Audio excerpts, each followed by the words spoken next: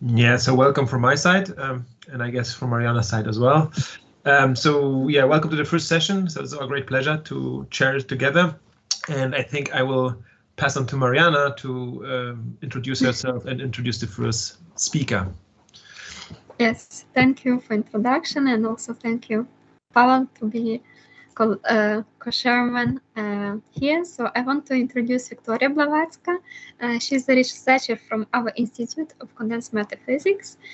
In general, she's doing a lot of polymer studies, both analytical and simulation part of work. And she has the PhD student, the former PhD student Christina, who has continued this kind of work. And now, what should be mentioned also that Viktoria, she won the prize of, let me cite it here, the grant from Alexander von Humboldt Foundation and Marie Curie International Coming Fellowship at the same time, and was visiting for 2 years the group of Professor Janke in Leipzig, where she studies simulation and bring this knowledge to our laboratory and also to the department. And about her last research interests, it should be mentioned that there are 2 papers related to the investigation of spreading processes in post-epidemic environment. So basically, we can see that Viktoria, she also started, she's doing research in a lot of different directions, but today we are happy to hear about the lecture, what is named as Size and Shape Properties of Complex Macromolecules, Analytical and Numerical Approaches. So I welcome Viktoria, and to start the presentation. Yes, we can see it. Thank you for introduction, nice introduction about me, and thank you for possibility to give a lecture. Is everything okay? Do you see my presentation now? Yes, yes. Okay. So my talk will be devoted to size and shape properties of complex macromolecules. Let us shortly remind what is polymer macromolecules. They are very long molecules of very high molecular weight. As usual, representative of polymers are many proteins which we can encounter in biology, but also there are many technological polymers. And what we mean by shape of polymers, maybe it is intuitively clear. And so when polymer is immersed in, is dissolved in some solution, some natural environment, usually it retains some characteristic shape. And the shape of individual polymer is essential in many situations. For example, as we already talked a bit about proteins, the biological polymers. So as the shape of proteins is very important for their properties in, for example, in the cell environment. The shape of proteins impacts their folding and motion in cellular environment. From the other point of view, if we are talking about some solution of some polymer macromolecules, again, the macroscopic hydrodynamical properties of solutions are actually highly dependent on the size and shape of individual macromolecules. So as we can see here, so these are small macromolecules, and we can imagine them as some particles, yes, of some shape. Here they are shown like spherical shape, and it was really believed during a long time that polymer macromolecules can be considered like particles of spherical shape, but as we will see in this lecture, it's actually not really true. This is more complicated stuff behind that. And so let us now make the next step and try to talk about this maybe intuitively clear definition of size and shape, more from scientific, from a mathematical point of view. So let us consider some polymer macromolecules. So it consists of large amount and large of monomers. So monomers are some repeating units. And to be considered like polymer macromolecules, number of such units should be considerably large, at least 1,000 or up to 1 million, for example, if we are talking about some biological polymers like DNA or some proteins. So now let us do as follows. So this is discrete model of polymer macromolecule. Let us introduce a position vector for every monomer of such a structure. So we will choose somewhere some starting point, some reference point, and so we have position of each monomers. Then, so in some sense, we can consider this like system of particles, parts which are connected together. So we can introduce a center of mass of such a collection of particles. Center of mass is, by definition, is again, its position is given by averaged coordinates of all monomers presented in the system.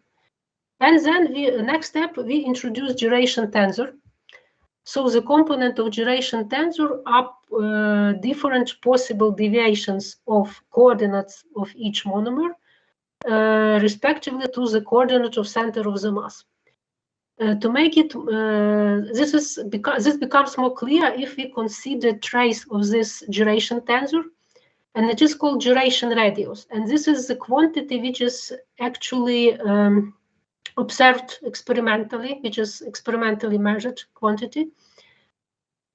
And it is given by this equation. So it's like a summation of deviation of position vectors of all monomers corresponding to position vector of the center of the mass. And from physical point of view, it can be treated like, in some sense, like the radius of the sphere, which completely contains this polymer macromolecule inside. So this is gyration radius is one of the so-called size measure of polymer macromolecule, which is important and which is interesting both from experiment and from academic point of view. And to go a bit further, let us also introduce the set of eigenvalues of gyration tensor. So it has number of eigenvalues which equal to dimension of space. And the set of eigenvalue will help us to measure the shape. How exactly? For example, it was proposed to introduce some quantity, as it is given here. This is some combination of eigenvalues of gyration tensor. Just it's introduced in such a way, it is so to say normalized in such a way that it changed in a measure from 0 to 1, such that when this quantity equals to 0, it corresponds to completely spherical object with all eigenvalues of gyration tensor equal. When it is equal to 1, it corresponds to completely stretched, completely, so to say, anisotropic object, which corresponds to the situation when we have one eigenvalues not equal to 0 and all others are 0. And when this quantity is somewhere between 0 and 1, it gives us the measure of asphericity. So the closer it is to 0, the more spherical is our object. The closer it is to 1, the more it is extended and anisotropic. So this quantity was called asphericity. And it was found out by numerous studies that this asphericity of typical polymer configuration in solution is actually not 0. So this picture, as it was here, is actually it's not right. Polymer macromolecules cannot actually be treated like spherical particles, and considering and this actually would lead to some problems in theory if you really consider them like spherical particles. They are rather of this shape. Now, how can we estimate this? So far we introduced two quantities. One of them is size measure, is gyration radius. Another one is shape measure, asphericity. And there are different approaches. Actually, we will be concentrated on different approaches. in polymer physics, which will allow us to estimate somehow these quantities and to describe size and shape properties of polymers in solution. Let us start with very simple model, which allows numerical, so to say, description of polymer chains. This is so-called lattice model of polymer macromolecules. For example, we can consider what is called algorithm of growing chain. So as we know, as we already defined, polymer macromolecules is something which consists of a large amount of monomers connected together. So let us do as follows. So we start with simple, for example, square lattice. We choose some side of the lattice and put the first monomer on this side. So at this point, we would have, if it is square lattice, we would have, of course, 4 possibilities to add the next monomer.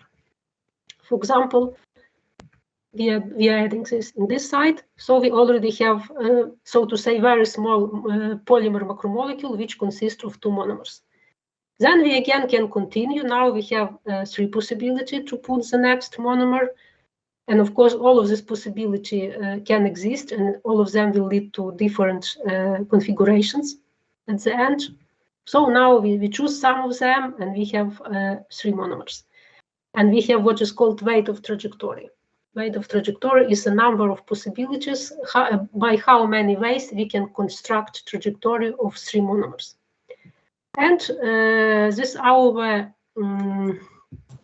structure grows step by step in such a way. We are adding monomer by monomer. It grows. So far, maybe it does not really look like polymer macromolecules. But if we continue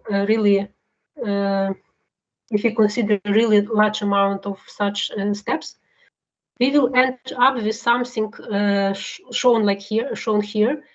So there is several hundreds of monomers. This is a result of computer simulation. And now if you look at this, it really reminds something very similar to polymer macromolecule, which is in solvent. And now within this very, very simple lattice model of polymer macromolecule, we can actually estimate any observables which we are interested in. Because now, so we have this set of monomers. Each of monomer is at some lattice site, so we can introduce, as we remember, position vector for each of the monomers, and we can consider any quantity which we are interested in. For example, these are results for this quantity sphericity, which we introduced before. As function of n, so n is number of monomers in this constructed trajectory. As far as we remember, this the sphericity is some quantity which is equal 0 for completely spherical object and equal 1 for completely stretched as something like rod-like structure. So what we can see from here, for example, in 2 dimension, it was shown that the sphericity of typical polymer macromolecules is really far away from 0, something like 0.5, and it's a little bit smaller in 3 dimensions. So this means very interesting finding that polymer macromolecules, typical polymer macromolecules in solutions, they cannot be approximated like spherical particles, but rather like ellipsoids. This was interesting, in some sense, maybe revolutionary finding in polymer physics. So it was shortly an introduction about numerical studies. Usually they are based on what is called discrete models. Discrete in the sense that we really consider some set of monomers, like bits. Completely different approach. Let us now talk a little bit about possible analytical approach. One of very famous and widely used model in this case is so to say continuous chain model, and as we can see from the very name of this model, it's something very different from discrete one introduced before. So now we consider our polymer macromolecule not like a collection of monomers, of something like collection of bits which are connected together, but something like rather like continuous trajectory in a space, and really considering our polymer macromolecule as some trajectory in a space. We can actually, this approach is based on some ideas of quantum mechanics, ideas of integration of the trajectories of particles. So we can introduce effective Hamiltonian corresponding to such a trajectory, which in turn describes our polymer macromolecule. So in discrete model, we had some n large number of monomers, discrete monomers, and here we have some quantity, let us say L large, which describes just the length of this trajectory. And this trajectory can be parameterized by some radius vector, small parameter s, changed from 0 to L. So in such a way, we can introduce effective Hamiltonian describing such a trajectory, where the first term here, it corresponds, so to say, to connectivity of trajectory, and the second term is more interesting. It corresponds, it actually makes this model more physical and looking more like polymer chain, in a sense that it does not allow this trajectory to cross itself. It means that from physical point of view, the two monomers cannot be at the same time at the same place. So it's very physical, and it is called excluded volume effect. So this delta function prevents the trajectory to cross itself. The 2 points cannot be at the same time at the same place. And this U0 is called coupling constant. In theory, it is called coupling constant, which describes presence of excluded volume. So in turn, we can introduce a partition function like so. From physical point of view, what is partition function? It's integration over different configurations, because this trajectory, so to say, it can fluctuate in space. This is just one of possible configuration, but there can be many thousands of them. And in partition function, we are integrating over ensemble of different trajectories. And sorry. Again, we can similarly, like it was for numerical model, we can introduce configurational average of any observable of interest and, in fact, calculate them. For example, radius of gyration, which are based on components of gyration tensor. And I will not go more into computational details, because here they are really complicated, and to obtain something we are applying complicated diagrammatic techniques. And actually this is a perturbation theory on coupling constant, which corresponds to excluded volume effect. But what is interesting in this theory, we can consider very simplified situation, which is called Gaussian approximation. And Gaussian approximation means if we look back into this Hamiltonian, and if we throw away the second term, it means that trajectory is allowed to cross itself.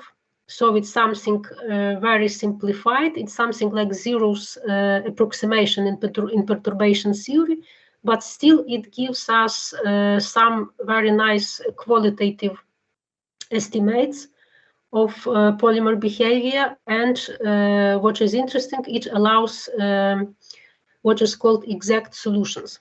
So in this case, we have exact mathematical solutions. For example, it allows us to obtain exact solution for asphericity of typical polymer chain. So far, we are talking about linear polymers, which looks like this one, without any loops, without any branching points. So this is exact result in Gaussian approximation, exact analytical results for sphericity, which can be compared with the one estimated, for example, in numerical approximation, which is using discrete lattice model of polymer chain. There are also other methods of studies, other numerical approach, more advanced, of course. For example, dissipative particle dynamics, which are also based on some ideas of presenting polymer macromolecules like discrete system of individual monomers, which are connected by some spring forces, for example, and we consider different forces acting on them from solvent, and again, this allows us to estimate the quantities of interest like asphericity. So far we talked about a very simple case. We considered what is called polymer chain, linear polymer macromolecules. Let us go to a little bit more complicated situation. Let us consider so-called ring polymers. So it's very easy. So we just have our polymer chain, and it happens sometimes, for example, in technology during polymerization process, it happens sometimes that two ends of polymers are sticking together by covalent bonds, and we receive what is called polymer ring. Also, what is very interesting, it is found that DNA of many bacteria also are found in a ring shape. So they form closed ring. So again, this when we consider size and shape properties of such still very simple but a little bit more interesting structures. For example, okay, and at this point, let me also introduce one very interesting value, which we will be discussed also further on. So we already introduced duration radius of any polymer structure, which gives us some effective size of this polymer in solution. And now, as far as from now on, we will consider some more complicated structure comparing with a linear polymer chain. Let us introduce what is called size ratio. So this is a ratio of duration radius of any structure we consider. For example, for the moment we considering divided by radius of duration of linear chain. So this quantity will gives us some quantitative estimate of how more compact or more extended is given structure as comparing with linear chain. So of course it's intuitively clear that probably that if we close the end, if we form such a loop, if the ends of polymer chain are closed, such structure already looks like more compact, and it really appears to be so. And for example, applying the analytical approach, which was shortly introduced above, we can find that this ratio in simplified Gaussian approximation, but actually it gives quite good results. This ratio equals 1/2. It means that on average, the ring polymers are 2 times more compact in space comparing with linear chain. And also we can consider, we can calculate asphericity value of ring polymers. And sorry, I did not give here estimation of that, but actually this is much more, again, like it is intuitively expected, probably. This asphericity is much more closer to 0 than asphericity of linear polymer chain. So it's really making such a loop makes resulting polymer configuration much more compact. Comparing, we always compare here different structures, but of the same total molecular weight. So when we divide here one value by another, it means we consider ring and chain of the same total molecular weight, of the same total number of monomers. This is how it works. So let us go a bit further. How else can we complicate our structure? It was introduced long ago in some pioneering paper of Zim and Stockmeyer. They did a lot in polymer physics. And it was at that moment, people even did not quite understand what was the structure of real polymers, because experiments were not so good developed, so to say, at this time. And these people just came to idea that probably there can be polymers which what they called branching point. That's possible that a number of polymer chain stuck together by covalent bonds at some starting point and form something like what later on it was called star polymers. Originally, it was called just polymers with single branching point. So we have some number of chain, F is called functionality of star polymers, and all of this chain are connected together at some point, which is called branching point. And such polymers of such branching structure have a lots of interesting properties comparing with linear polymers. For example, they have low viscosities, they form, so this structure can describe micelles. Also, the star polymers can be considered as building blocks of polymer networks of more complex structure. For example, they are used in, polymer of this type with branching points are used in very interesting application, for example, controlled delivery of drugs, because they have a large amount of branching branches. They are called also arms of star polymers, and some small particles of drug can be captured between these arms and can be released in where they are needed to deliver. So, for example, if we consider how can we analyze such more complicated structure, again, we can use continuous model of polymer chain, which was introduced before, which is generalized very easily. Just now we have, let me remind you that within this model, each polymer chain is considered like continuous trajectory. So here, we just consider some set of this trajectory with common starting point. So we can generalize effective Hamiltonian for such case. Just we have here the sum over different trajectories over what is called functionality of star polymers.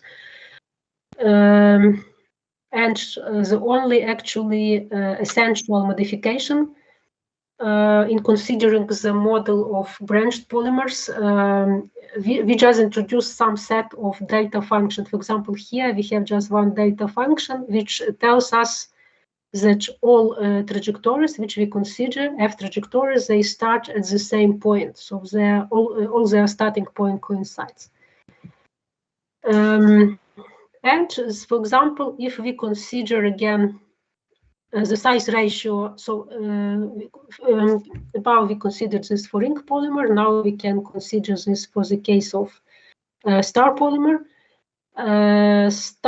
So the size ratio of star polymer, so this is radius of gyration of star polymer with branching point divided by radius of gyration of the linear molecular chain, but of the same total molecular weight, so very long name.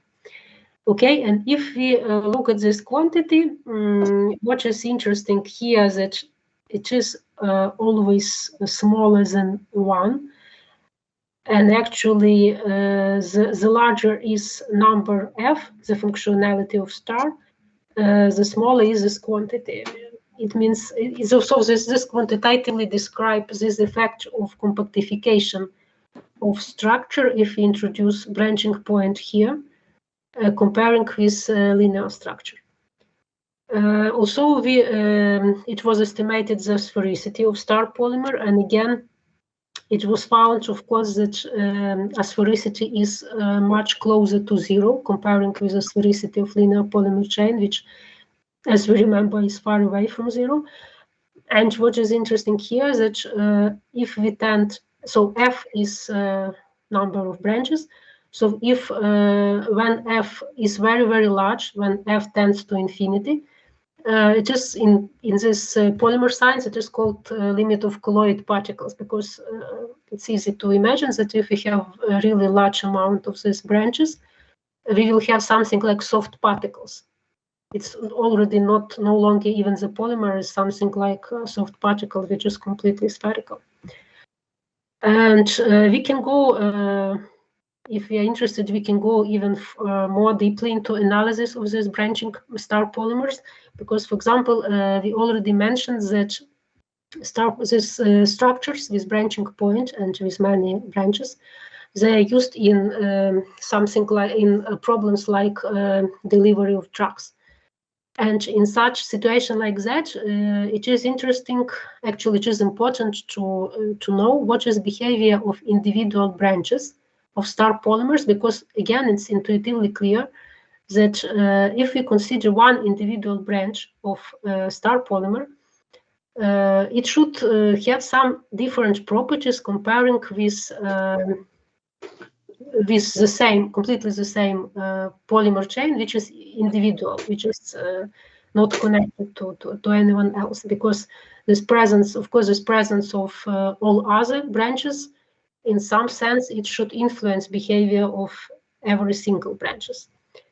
So it's intuitively it's clear, but it's interesting to describe it somehow. So, for example, in problems like that, so we are interested. We consider some individual branch of this branched polymer and compare its properties with polymer chain which is separated, which does not belong to such structure.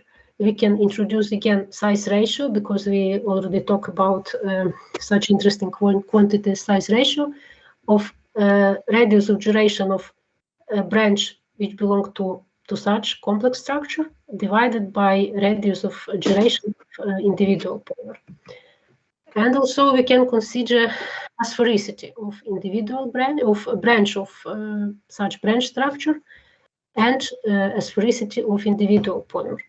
And really, if we consider them, we can see that they behave very differently, and we can estimate that, for example, here this is size ratio of as it is given here. These are numerical results telling us that the larger is the F, the more extended becomes the individual this individual branch. So it is more and more different from behavior of individual polymer chain in solution. And the same is with the asphericity. So behavior of individual branch, polymer star, is very different from behavior of individual polymer chain in solution. And this is important to know, as I mentioned already, in problems like drug delivery or something like that. So presence of all other branches makes any individual branch more extended and more aspherical. And this is possible to describe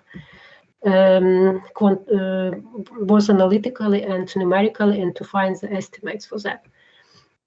And now let us go to more complicated structures. So already we talked about star polymers, which, as we remember, they were introduced originally like polymer with one branching point, but also it was done by the same people.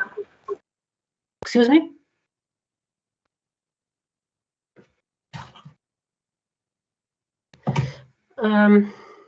Okay. Now let us consider a little bit more complicated structure. It's possible that we have not only one branching point, but, for example, two of them. And such situation, when we have a polymer structure with two branching points, in some papers they were called Pom-pom structure, or this polymers with two branching point. And they have, again, more interesting quantity as comparing with quantity of star polymer or linear chains. Actually, this model has real connection with experiments. For example, they are modeling very nice the individual molecules in low-density polyethylene. And again, they have a number of interesting, special interesting hydrodynamic quantities and solutions. And again, we can, for example, if we are talking about analytical approach, we can generalize our continuous chain model to this case, which is actually quite easy to do. Again, we just have some set of trajectories describing each individual branch, but now we have two branching points and we have two delta functions in our partition sum, just telling us that starting point and end point of this central. So this central chain here is called the backbone of the structure, and we have two side stars, so to say left and right side star, and this is backbone. And this backbone and side stars, they have a bit different quantities again. If you look, we will look further on.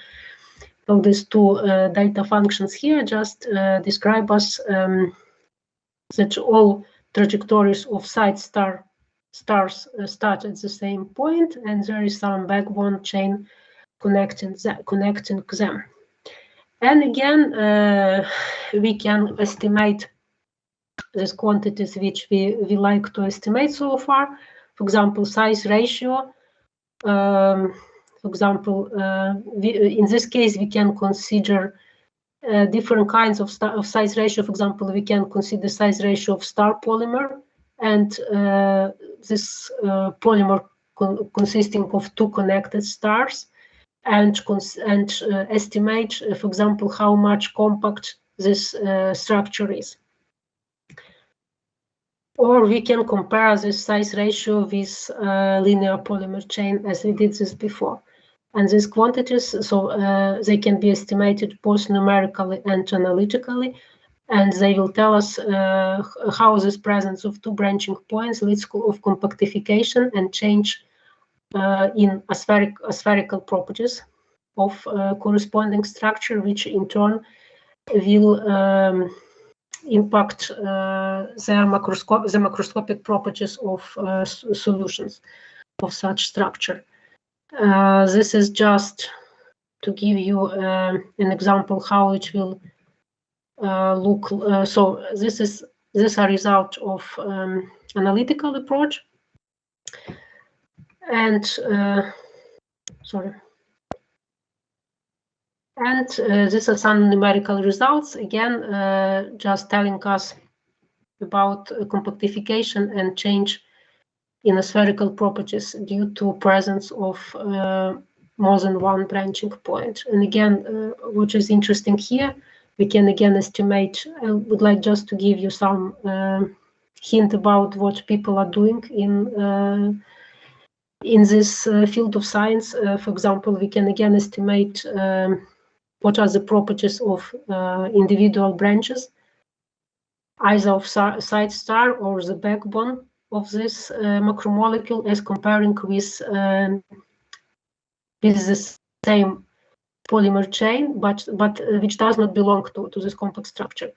So again, it's interesting to analyze how the presence of all other branches in our structure influence the behavior of individual chains, which can be again estimated both numerically and analytically, and we can estimate the way of extension and of this chain, this branch, impacted by presence of all other branches. And now, so we are increasing the complexity. Let us consider what else can be complicated in this field. We can actually consider any polymer network of any structure, in fact. By polymer network, we mean some set of, so first of all, what is network? Network is some set of what is called nodes or vertices, which are connected by links. So each node, if we consider this structure like a network, like what is called mathematical graph, so here we have nodes, which are denoted by blue circles, and each node has some degree degrees number of outgoing links, number of other nodes which are connected to them. So we have set of nodes connected to links according to some rules. And this is a very nice picture for describing some complex polymer structure. So in polymer language, by nodes we mean branching point. So before we considered some very simple structure with just one or two branching points, but there can be some polymer like presented here, some very complicated one with multiple branching points. And each link between two nodes in polymer language, it corresponds really to polymer chain, to some branch. As we call them in star polymers, we call this polymer branch. So something between two branching points. We can have some very complex structure. Actually, any polymer complex polymer structure can be described. This is the main idea. Can be described like mathematical graph, like mathematical network. So and of course we can consider any complex structure, but let us consider one very simple and interesting model. We consider some set of polymer structure which can be constructed on the base of so-called Erdős-Rényi random graph model. What does it mean? Within this graph, we have some number n large of vertices, of nodes, which are connected somehow between them in such a way that we have some parameter called connectedness. There is parameter in limit changing in limits from 0 to 1, which gives us, in some sense, so to say, concentrations of links. What does it mean? So when this parameter equals 0, we will have just set of disconnected nodes, which are not connected at all. When c equal 1, we have, so to say, completely connected graph. So we have set of nodes such that all of them are connected with everyone else. And otherwise, this parameter controls how many links we have. So to make this more clear, let us consider the very simple situation when we have 5 nodes and various parameters c. So here, as you see, the last one is actually this case when c equal to 1. We have 5 nodes, all connected between all of them. When c equals 0.9, so in this case, when we have n equals 5, c is okay. When c equals 0.9, we have 9 links, and so on. It goes below. For example, at c equals 0.5, we have 5 nodes connected by 5 links. And if we look more close at this situation, we can see, for example, that in this case, we will have 5 different possible configurations. For example, when c equals 0.4, we have 5 nodes connected by 4 links. In this case, if we play with this, it's actually interesting to play, and we can convince ourselves there are 3 different configurations. So and now so this is a mathematical model of Erdős-Rényi graph. And now what we are interested to do, let us treat all this structure like some polymers. For example, just a moment, wait, okay, it's here. If you look at this one, so c equals 0.4, we have 5 links, but if we now let us remind the star polymer. And I'm sure that you will immediately recognize that this is something which looks very similar to star polymer. We have branching point, and we have 4 branches going from that point. So each of link is considered like polymer chain, polymer branch, and we have 1 branching point. If we look at this structure, for example, c equals 0.5, this structure. It reminds us, for example, the circle ring polymer introduced above. This is just single polymer chain. This is ring polymer. This is star polymer with 4 branches, and so some of structures are easy to recognize. We already considered them before, and now we have just a set of some more interesting polymer structures. We can also introduce some names for them if we would like. But what is interesting is that all of them are based on this very simple representation of Erdős-Renyi graph, and they can be classified to some reason. So this is to make it more clear. So what we already discussed. For example, this structure. This is some very simple random graph, Erdős-Renyi graph, consisting of 5 nodes connected by 4 links, and how we can consider this like polymer. So this is star polymer with 1 branching point and 4 branches. So this is probably to make more clear how this works, how we can build this relation between mathematical graphs and some very simple polymer networks. And this allows us applying both numerical and, again, in analytical approaches. It's interesting that we can easily estimate actually the quantities which we are interested in, size and shape properties of such a set of polymers. What was interesting here, actually, what was the idea to introduce this connection between mathematical graphs and polymer networks. It allows us to apply some ideas and some methods developed in theory of mathematical graphs in order to evaluate the properties of polymer networks. So this was the idea of this interplay between mathematical graphs and polymer structures and these interrelations between them. Using this identity between properties of mathematical graphs and polymer networks, we were able to estimate, for example, what is given here. This is asphericity properties, asphericity quantity for the set with C equals 0.6. We have 5 different polymer configuration.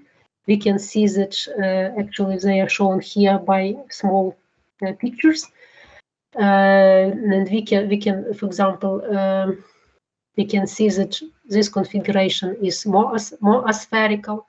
This configuration is more spherical, and we can also introduce something like average asphericity of all these configurations corresponding to C equals 0.6. The same, so this is summarized here in the table. So what is interesting here, we considered polymer network, very simple polymer network, maybe even it's not correct to call them polymer networks, just some complex polymer structures which are built in such a way that they take their origin from some set of mathematical graphs corresponding to Erdős-Renyi model with 5 nodes. And let me remind that this quantity C, it is called connectivity of graph. So the larger is this quantity, the more connected is this graph. And what the main idea from here is that the more connected is mathematical graph which corresponds to given polymer structure, the more spherical is the structure. And on the other way, the smaller is this connectivity. So the smaller is number of links connecting nodes of mathematical graph corresponding to given polymer structure, the more aspherical it is, which is probably again intuitively clear. So we see the larger is this connectivity. So here it's 1, here 0.9. Really, this even if you look at the structures, they look probably more spherical, whereas the smaller is connectivity, the more aspherical they are. And the same was with size ratio. So again, if we look closer at the set of size ratio of all corresponding structure, we can see that the larger is this connectivity value, the more compact is resulting structure. And the smaller is this value, the more extended is the structure, and the more it's more resembles linear polymer chain. So let me summarize so far. So in this talk, I wanted to introduce some set of mathematical quantities like size ratio, like asphericity, which is based on set of eigenvalues of duration tensor, which are used in polymer science in order to describe somehow the topological peculiarities of individual macromolecules in solution. And these peculiarities of small individual macromolecules, actually, they impact the macroscopic properties of solvent. That is why they are really interesting and really important. And we considered several, some set of complex polymers with increasing complexity, like polymers with one branching point, polymer with two branching point, and some set of configuration which is based on very simple mathematical graph, Arthur-Schreiner graph. And we tried to go somewhere more deeply into how people estimate these quantities, numerical and analytical, size ratios, size and shape properties. Okay, so for the moment, thank you for attention. That was all for today. Okay, thank you, Viktoria. We have plenty of time, 25 minutes for questions, I think. So it's better than less time, and maybe someone want to ask. Please raise your hand or unmute the microphone, because I may miss the first hand in the chat.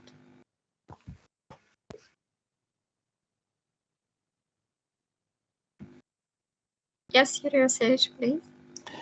Yes, thank you.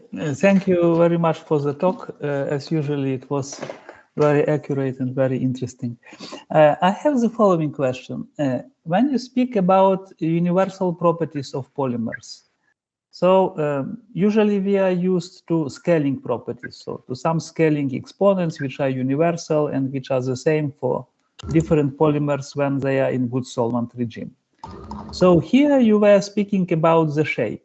So I understand it in the following way, that when I say that something is spherical, it doesn't matter whether it is big sphere or small sphere, it is spherical.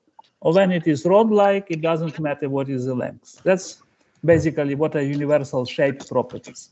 Now my question is the following. When you show the theory, these universal properties are calculated for infinitely chemically, for infinite chains, or for the stars with arms which are on infinite lengths in principle, which contain infinite number of monomers. What is about experiment, Monte Carlo simulation? What should be the length of one arm to say that I see already the manifestation of universality? Actually, I'm trying now, in the meantime, to pass through it was. Okay, for example, here. Yes, so first of all, really, when we are talking about universality, usually we are talking about universal scaling exponent. But this quantities like it is introduced here, like for example, this is sphericity. It is, in some sense, if we compare this with a theory of critical phenomena, it is something like ratio of critical amplitudes, which is also universal. So critical amplitudes, they are not universal, but if you consider their ratio, they are universal as well. So this idea is actually coming from here. And also, in this lecture, I did not actually, I skipped one more very important theory which allows to describe this quantity for polymer case. It's field theoretical renormalization group, because I was talking about this polymer polymer normalization is a bit different. But if we talk about, if we consider if we are talking on the language of field theoretical normalization group, really this asphericity is strictly connected with critical amplitudes of corresponding models. And the question was, so here really we have an example of Monte Carlo, actually this lattice simulation. I mean, simulation on the base of lattice models is a very, mostly simplified model of polymer chain. And here we have N is number of monomers. So this is for the single chain, right? This is a single chain. Okay. And so the main, so your question was, what should be the minimal number of lengths? Yes. Yeah, because yes, theory tells us it should be infinite, but of course we cannot reach infinite in Monte Carlo simulations, or we can reach really high. But my experience tells me that actually already on the level, as we can see from here, already at the level of approximately 40 monomers, it's already very good. It's already very good. So in principle, I would be, I am usually happy when I was calculating such quantities like that myself. I was happy to have at least 100 monomers, and then results, I know that results are quite reliable. But that's lattice simulation. Now you show us results of lattice simulation, right? Yeah, this is lattice simulation. And what about dissipative particle dynamics? When you have, you spoke also about dissipative particle dynamics. Probably they are shorter, right? So actually, yes, they are even shorter. But also even on this lattice model, first of all, it also depends which quantity you are considering. For example, this size, this asphericity is, in some sense, it's more, how to say, it feels the lens more, it's more fragile, more sensitive, and it needs a larger chain. For example, to catch the scaling exponent for radius of duration, this usual size exponent, which is called mu, I remember it was enough to have something like even 15 monomers, and it's already quite reasonable results. So it's really strange that comparing with theory, which tells us that polymer should be infinitely large, in simulation we can have something reasonable even for something like 15 monomers. At least we have something qualitatively which is very, very good. So it's, it is both in, it doesn't matter the dimensionality of space. I see you show results for 2-dimensional space and for 3-dimensional space, and it is enough to have some 40 steps, right? Yes, it's something. This A2 and A3 means A asphericity in 2 dimensions and yes, asphericity. Okay. 2 and 3 dimensions, yes. Thank you. Okay, some more questions, comments? Okay. Yeah. Is it possible? Yes, please. Okay. And the next Igor Mrehut. Okay. Thank you. I want to thank you very much for a very nice presentation, and I want to ask you about the range of applicability of this model. For example, it can be applied only for dilute solution, or maybe for gels. Or can you say something about it? Yes, all this model which we considered in this lecture, they actually for dilute solutions. This is what is called a regime of good solvent, where the polymer does not feel presence of other polymers, only it's completely dissolved in solvent. And actually this special case of Gaussian chain, which is very easy to treat and which allows exact results, it corresponds actually to the case what is called below the theta temperature. So yes, in this. And one question else: can you try to make some comparison with existing experimental data? Can you say something, for example, when you can compare something from your theory and experiments?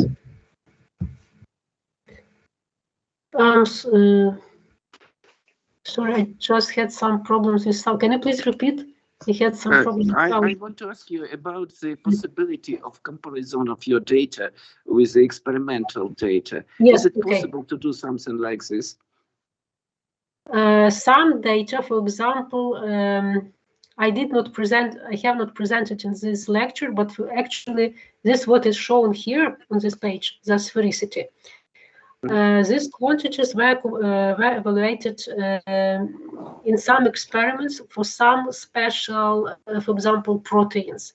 There really exist some data, and which they are in quite good actually comparison. At least I know for sure some experimental papers evaluating a sphericity for some proteins in vitro. So they are, and also I'm not sure now about size ratio, because these are quantities which are quite easy to observe experimentally. If you have some set of data of configurations of some proteins in tubes, it's actually they are experimentally observable. That is why they are so interested. So this sphericity and duration radius, just a moment, as it is defined. Sorry, as it is defined here, the duration radius is actually measurable also in something like a scattering experiment. So they are measured. Yes, they are experimentally measurable. And at least for sphericity, I remember I found some papers, and they are quite in good comparison, at least. Yes, thank you very much. Perfect. I am satisfied. Thank you. Thank you. Please, Igor Mironovich. Thank you. In fact, I would like to extend a little bit the question which was already formulated. In the reality, the shape characteristic may depend on the temperature, solution properties, external fields, the concentration of macromolecules, etc., including also the composition of macromolecules, etc. Please, could you formulate more explicitly what kinds of such dependencies can be studied using the approaches that were described in your lectures? Really, what was given in this lecture, it was the mostly simplified version of polymers in diluted solution at temperature about theta point, because below theta point the polymers are forming globules which are very compact, and this theory is not applicable for these versions. Considering influence of, for example, of some structural disorder in solvents, really we have done some work on that. We considered polymers in dilute solution, but in presence of some structural defects of different structure and of different concentration. And we found really it was not trivial impact on size and shape characteristics. For example, presence of some structural defects make polymer to be more extended, because they need, in some sense, to avoid these defects, and they become more spherical and more extended in space. So sphericity is larger, and the size ratio is usually larger. This is what we've done. So here in this lecture, it's really just to give some ideas about how to define all these quantities for polymer when we have no disorder, no hindrance in solvents. And concerning influence of temperatures, so within this model, we can, yes, we also considered the case when temperature is below so-called theta temperature, but in this case, we just have globule, which is spherical. Yes, so this case is just very simple and not so interesting. But yes, there are many effects which would impact these quantities are very sensitive to presence of disorder, for example. Could you tell us maybe some effect that you found already has been observed in experiments? Concerning influence of disorder? Yes, they are, because this are actually more interesting. Usually in real situations, we have something like, for example, proteins in, even this, the very first example, proteins in cellular environment of biological cell. It was proved that biological cell can be considered like, can be approximated very well by so-called percolation, disordered percolation threshold, because we have some amount of biochemical species present in the cell, and their concentration is usually very close to that what is called in theory the percolation threshold. And in that case, we have estimated size and shape properties of polymers on percolation threshold, and they can describe more realistically really even this proteins in shape of proteins in biological cells. So yes, there are some experiments. I remember experiments actually of proteins in environment which was close to intercellular environments. Thank you very much. Yes, some comments. May I put another question? Yes. Thank you. So in fact, I have a comment and a question. Maybe I start with comment and then a question. Comment is about experimental observation. It is another field which is closely connected, where people experimentally measure all these shape properties. But this is not about polymers, but when people look, on spreading of bacteria. You have some bacteria which live in certain environment, and then they have some food nearby, and then they start moving. And you can look on chemical changes in the environment, and you measure the shape of this area which is spread by bacteria. So it is a huge field, and it is very interesting to observe how do they calculate all these properties. And another field which is much more distant from what was discussed here are the shapes, of some structures in the universe. They are also looking, some stars or some even galaxies, how they are joined together. But there they usually are quantifying this not in terms of gyration tensor, as Viktoria spoke today, but in terms of so-called Minkowski invariants.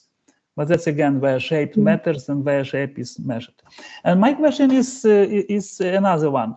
Usually people are also interested in star polymers, because star polymers present a link between physics of fractals, of linear polymers, which are fractals, and physics of colloids, which are three-dimensional objects.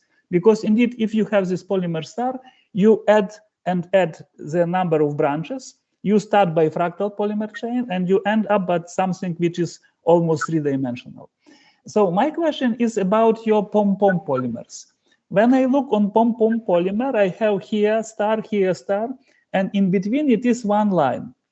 And then naively, when I add more and more lines in between, say when I join, arm number 2 with arm number 1, I have two lines in between, and then I have 3 lines in between. So I start with Pom-pom polymer, which is really kind of fractal, and then I get more and more three-dimensional object. Have you seen experiments, or maybe you are doing this in theory, that you are, looking for how do the properties change when you increase the number of links between two pom-poms? Do people do this, or you were maybe doing this? So it just reminds me, maybe in some sense, in this model we have something maybe not so easy to see, because it's okay. It's not so easy to see from here. Actually, it's very interesting idea, but okay, so it will lead to some new example of polymer structures if we link together. Yeah, it's actually interesting idea to study. Yes, it would be something like multiple. Actually, it would be like multiple loops.